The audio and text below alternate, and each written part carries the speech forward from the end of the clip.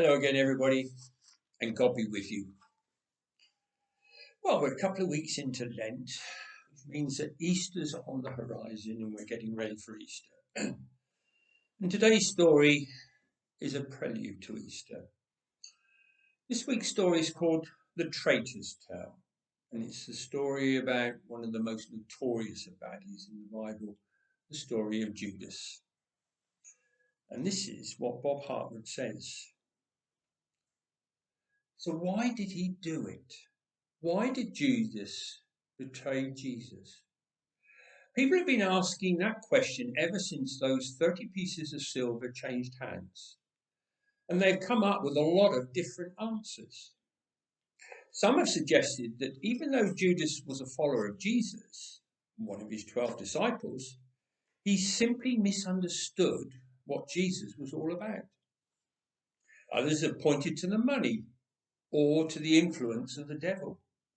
And some have argued that the reason was political, that Judas was originally part of a revolutionary movement that wanted to overthrow the Romans and believed that Jesus would help that cause, and that the betrayal was a result of Jesus' frustration when he realized that that was not Jesus' intent at all. Finally, there are those who suggest that it was all somehow God's fault, that someone had to do the deed, and it was Judas's fate to be the one. As you will see in the following story, I think there is a case to be made for some of these arguments, except for the last one, that is. Judas made a decision. He may have been tempted to do it, but he was not forced, not by God, not by fate, not by anyone. His motives may have been pure. They may have been selfish. They may have been confused. But the inescapable fact is this. Regardless of Judas's reason for betraying Jesus, that betrayal resulted in Jesus' death.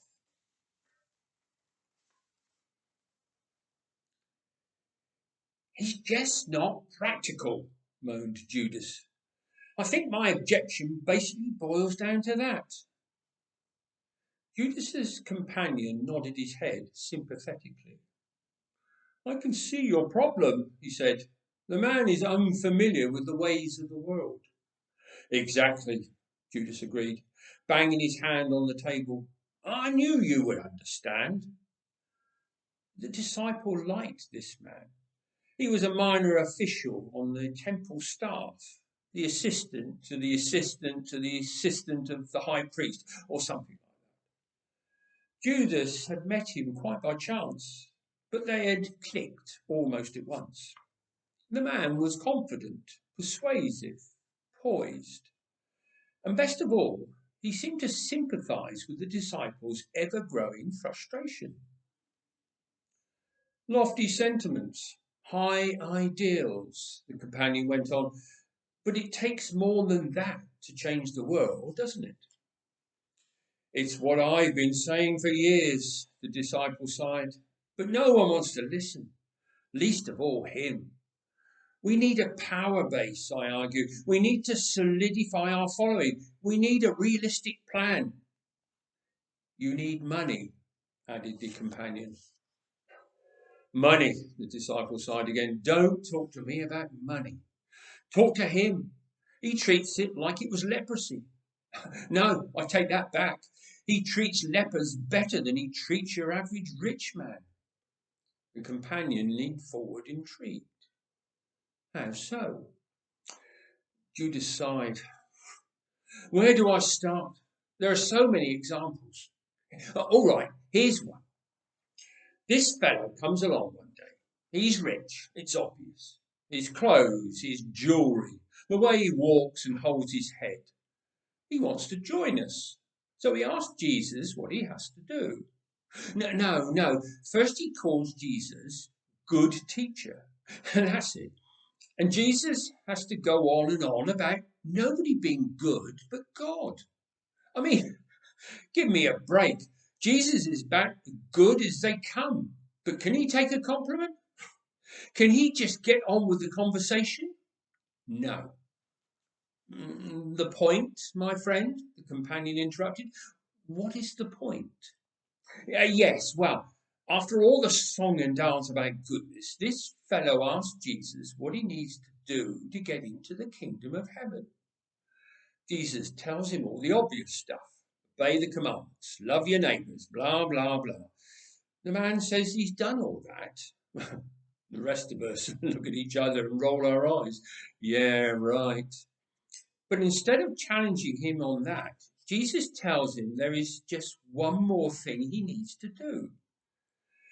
He has to sell everything he has and give it to the poor. And, the companion asked, leaning even further forward. What do you think? The disciple shrugged. He walked away. And did Jesus go after him? Of course not, sighed Judas. He just turned to the rest of us and went on about how hard it is for rich men to get into the kingdom of heaven.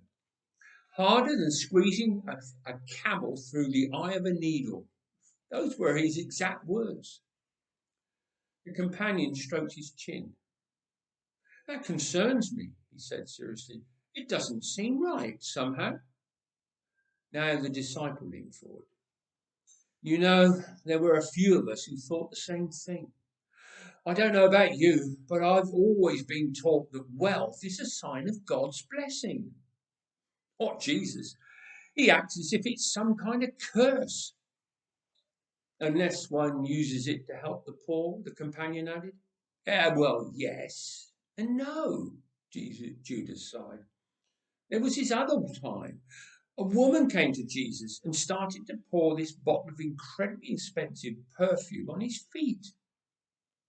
Quite a luxury, the companion observed. Exactly, agreed Judas. And the first thing that came to my mind was our little treasury. We needed funds desperately, and I, of all people, knew that. What, with you being the treasurer? The companion interrupted. Just so.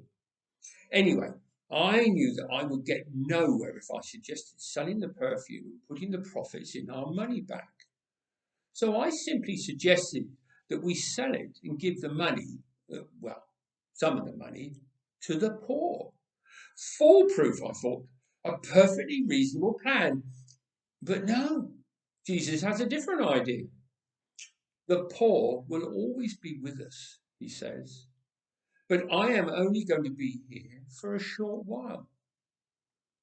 Who knows what he meant by that? So leave the woman alone and let her get on with it.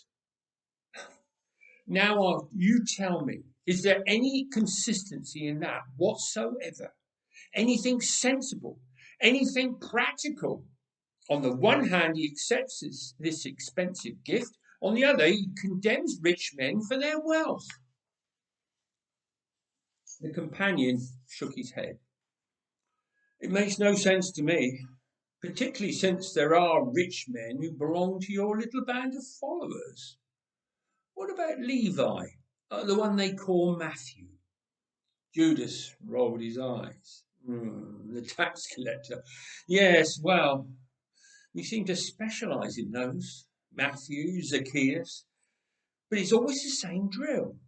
Make friends with Jesus.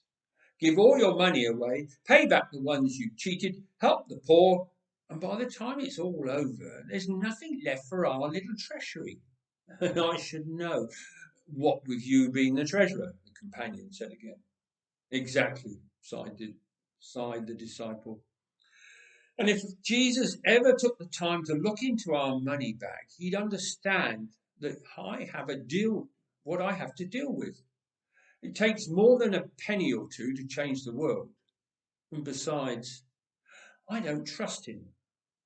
Jesus? Asked the companion. No, Matthew, replied Judas. I think he's still in league with the Romans. Well, it makes sense, doesn't it? He collected taxes for the Romans for all those years. And now I catch him taking notes on what we're up to, watching, listening, and then scribbling things down. He's spying for them, I'm sure of it. I can see why you might be concerned, the companion said. The Romans are a worry. The main worry, Judas cried. It's why I joined with Jesus in the first place.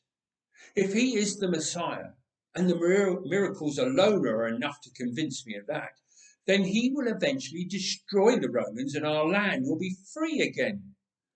I just wish he'd get on with it. Forget all this nonsense about love and forgiveness for a while and start dealing with more practical matters, like raising an army and putting together some kind of battle plan. And finding the money, the companion added. And finding the money, Judas sighed. This is dangerous talk, the companion whispered. Then he leaned forward and whispered more quietly still, so that his whisper sounded almost like a hiss. But I think I may have a way to help you. Really? The disciple whispered back. Yes, the companion continued. Some of my employers in the high priest's office would like to have a word with Jesus privately. They too are concerned about the direction his teaching has taken and feel that if they could just spend some time alone with him, they might be able to get him back on track. If you could lead them to some quiet spot where they could meet with him, I'm sure that they would reward you handsomely. How handsomely? Judas asked. The companion smiled. I keep forgetting that I'm dealing with a practical man here, my friend. And then he paused, and then he thought. He had the look of a man bartering for some great treasure. What would you say to, 30 pieces of silver? Judas's eyes lit up. I would say you have a deal. The companion stood and reached out his hand. So I can count on you? He asked. Of course, Judas answered, at the first opportunity. And the money? Trust me, the companion smiled. It'll be fine. And as he walked away, Judas smiled as well. Everything was back on course. Plans, programs, practical matters, and finally the money to make it happen. 30 pieces of silver, he grinned. With that kind of money, I can really make a difference in the world.